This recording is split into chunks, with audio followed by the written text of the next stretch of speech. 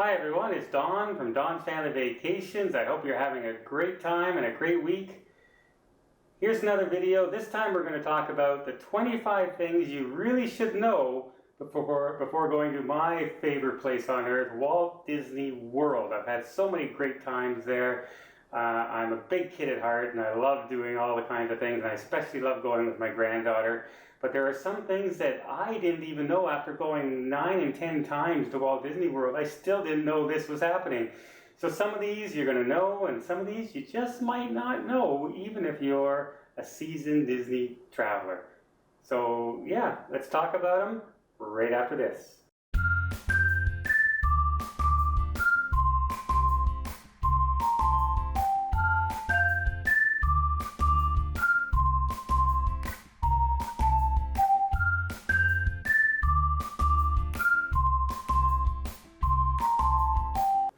Number one, with the Pandora opening up this year, the rides on those two in that park is astronomical, sometimes reaching 8 and 9 hours long, which is, you think about it, is just absolutely ridiculous.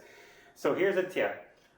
If you're going to get a fast pass for one of those rides, get it for Flight of Passage, as that tends to have the longest line and is slower at getting people through the ride than the Navi River ride is. So it's much easier to get into a big line at the Navi River because it goes through so much faster. Water rides, instead of a simulated ride, go through probably double the amount of people in the same amount of time. So Flight of Passage is your fast pass, and your walk-on would be Navi River ride. Number two, if somebody is saying, oh yeah, I'm authorized by Disney to sell Disney vacations, make sure they word it this way. They are an authorized Disney vacation planner, okay? If they say that, then they've gone through the Disney training, they've gone through all the courses that Disney offers, and they go through regular updates every year, 3, 4, 5 courses a year, all the time, to make sure people are up to date with things that are changing. If they don't say that, they're not really Disney travel agents or even authorized Disney travel agents. So make sure they word themselves that way. Number 3, are you celebrating something? Are you going to Disney on your birthday, an anniversary, graduation, anything along those lines? Well, at every hotel, they give away free buttons to celebrate those occasions. And at the entrance to parks in guest services, as you go there, you can also get free buttons. And who doesn't like free stuff? I do. Number 4 is something people might not do anymore, but they used to give away the free vacation Disney planning CD. Sometimes they'll still send out CDs, but nowadays a lot of it is just download the videos to it. And people say, yeah, but I got one last year, why do I need one this year? Nothing's really changed. Maybe Pandora's open, but I can look that up on YouTube. One of the great things about doing the download is they automatically will also send you like coupons and free offers and discounts on a lot of different things. I got to have Cinderella's Royal Table at 50% off per person because I ordered that CD. It's not advertised anywhere. They don't give it away, but they were offering it to people who had ordered the video last year. So don't be afraid. More free stuff, cheaper stuff, and all you have to do is download a free video and you get it. So there's no cost.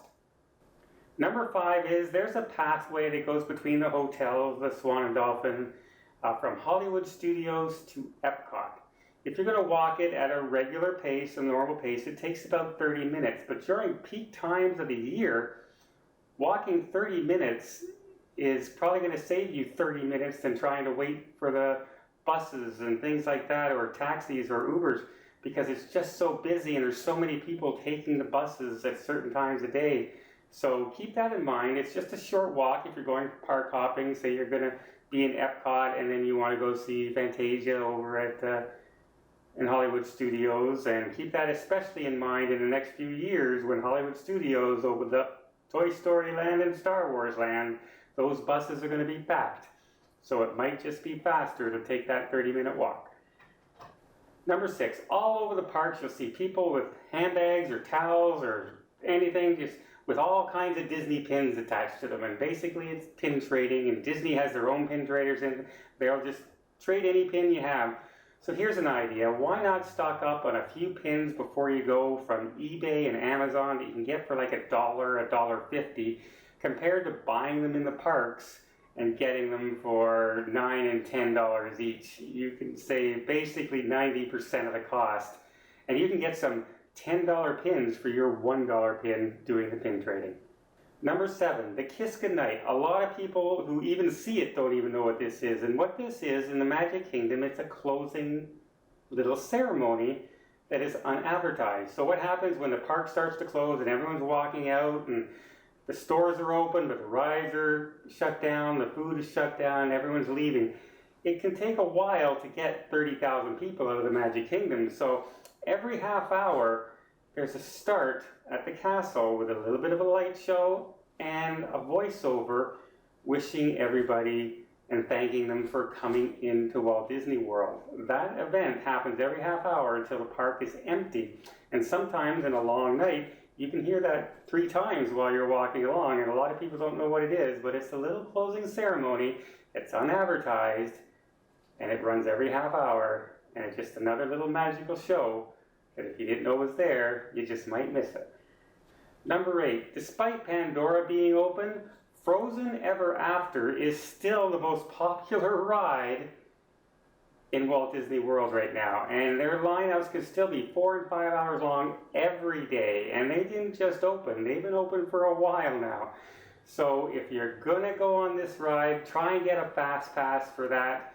That should be the first fast pass you're looking for when you're able to sign up for fast passes if you're gonna go on that ride. Otherwise, you may just end up waiting 4 and 5 hours, and if you skip it, your kids just might be very upset that they didn't get to go on Frozen. And after all, it really is a very nice addition to Walt Disney World. I was a little upset when they got rid of the ride that was already there, but they did a pretty damn good job, and the Elsa animatronics is so lifelike and so much fun. It's like a live cartoon. So I would recommend seeing it for sure, so get a fast pass. Number 9, Uber is now available at Walt Disney World. You don't have to take a taxi or the buses. If you want to take an Uber, you can get picked up at Disney Springs, anywhere in the parks. There's a spot set aside for them, where that was unavailable a few years ago, and they can literally cost 50 to 60% less than a taxi is going to cost you. So if you're a fan of Uber, Uber's available at Walt Disney World. Number 10, one of the most fun things I love to do is visit the deluxe resorts at Christmas time. They're decorated to the hilt, and they all have something different from each resort that you go. Whether you're going to the down-home look of Fort Wilderness, and or you're heading over to the African-style Christmas at the Animal Kingdom, or you're looking at the largest gingerbread house in the Grand Floridian. There's something for everyone. It's all lit up, and it just brings you into the holiday spirit. I love that time of year. That's the time of year I try and go if I'm going to Disney World, where it's not too hot, it's not too cold, and it's just Christmas everywhere you look. Number 11, at least for now, Wi-Fi is still available in the hotels, in the parks, for free. For now. Let's hope it stays that way. The best place to watch the Mickey's Very Merry Christmas Parade is on Main Street. And I know it stretches a little longer by the castle and places like that, but if you're on Main Street, you get that benefit of it snows on Main Street. So you're on Main Street, USA, it's snowing, you got Christmas wreaths all around, and the toy soldiers are marching past you. It's the best place of all to watch the parade. Everyone talks about all the parades, everyone talks about the fireworks, but don't miss the magical water pageant. It's been around forever, and now it's extended down because of the new buildings over at Fort Wilderness. It'll travel past there now. And it's just so relaxing and so much fun just watching the boats and the floats swim by. You don't feel rushed, there's not big crowds, and the kids just love it. Number 14, you're in the Magic Kingdom, you're traveling, you're walking everywhere, you're standing in lines, you're getting very tired. Go and relax on the People Mover in Tomorrowland. It's a nice, slow, relaxing ride. There's things on it that keeps the kids active so they're not, jumping up and down because they're bored sitting in a chair. There's things to look at. You get to see the castle. You see all kinds of things. And it's very relaxing and calming and hardly ever has a line more than a minute long to get on. I quite often on a 7-day trip will be on there 8 or 9 times, just taking a nice relax and getting the breeze going by.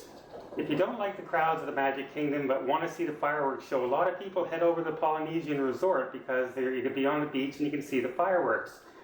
If you really want to see a better view of the fireworks, go to the Ticket and Transportation Center. It's actually a closer and more clear view than being at the Poly. Poly's nice, but if you're looking to see the fireworks, Ticket and Transportation. The most popular place to get a photo taken is obviously in front of Cinderella Castle. The trouble is, if you look down the street, there's always 9 and 10 people lined up taking that photo from even the Disney photo services, and you often get them in your photo.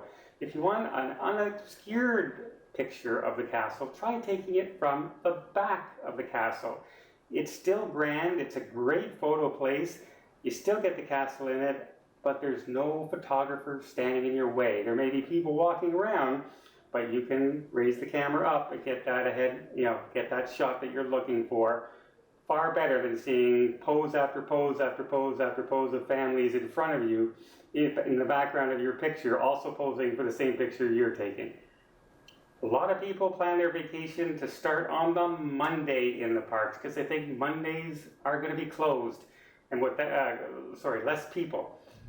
What that does is actually the opposite effect. Mondays are the busiest time, other than Fridays, Saturdays, of the week in the parks. So keep that in mind. You're better off starting on a Tuesday, Wednesday than you are on a Monday. Say you're driving in, you arrive at 9 o'clock in the morning, but regular check-in at the hotels are 4 p.m. Well, the bell services at the resorts will just store your luggage for you, so you could go and explore Orlando a little bit. You could even go into the parks if you wanted to and come back at 10, 11 o'clock at night and then check into your room. All your stuff will be safely guarded and safely stored, locked away. It's not going to go missing, and you don't have to sit around waiting impatiently for your room to be ready. Anyone who's been to Disney World or Orlando in general knows they can get showers every single day for like 20 minutes, 30 minutes in regular weather, besides having quite large storms sometimes. So a lot of people will buy the ponchos, temporary throwaway ponchos at Disney World that can cost anywhere between $10 and $15, where if you went to your dollar store before you left home, they're $1, maybe $2. That's a saving of 80 to 140%. So if you're going to say, if you end up going through 3 of them for a family member, you're going to end up saving yourself $100, $150 not buying them at Disney World. Number 20, if the rides shut down at 11 p.m. and you get in line at 10:58, you'll still get on that ride. They're not going to shut the ride down. They're going to put somebody there saying the ride is closed behind you, but you will keep going until you get through that ride. They don't shut the rides down until everybody who got in line in the proper time goes through. A little known fact. Number 21, a lot of people like eating at the Coral Reef restaurant in Epcot Center because you get the big tanks and it's just gorgeous to watch, even though the food is mediocre at best in reality. But so if you want that and you want that experience, try and order an early, book an early lunchtime or an early dinner time where less people are there, and ask for the tank view, so you're sitting beside the tank. Because in the busy time, chances are you could be 4 and 5 tables away from the tank. You'll still see it, but it's not as great as being sitting there and being able to see the sharks and the manta rays swim by you.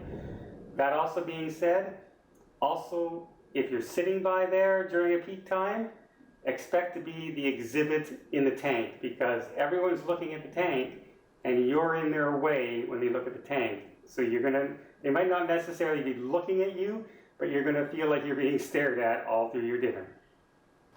Number 22, you're walking through the park and you see this great statue of the 7 dwarfs on a log. It's about this big and it's fantastic and you just got to have it. But you just got in the park, it's 10 a.m. in the morning. Don't worry, if you're staying on a Disney Resort hotel, just tell them what room you're in, what resort you're in, give them your name. They will deliver it to your hotel. It'll be waiting there either that night or the next day. And you don't have to carry anything around with you, and the service is absolutely free.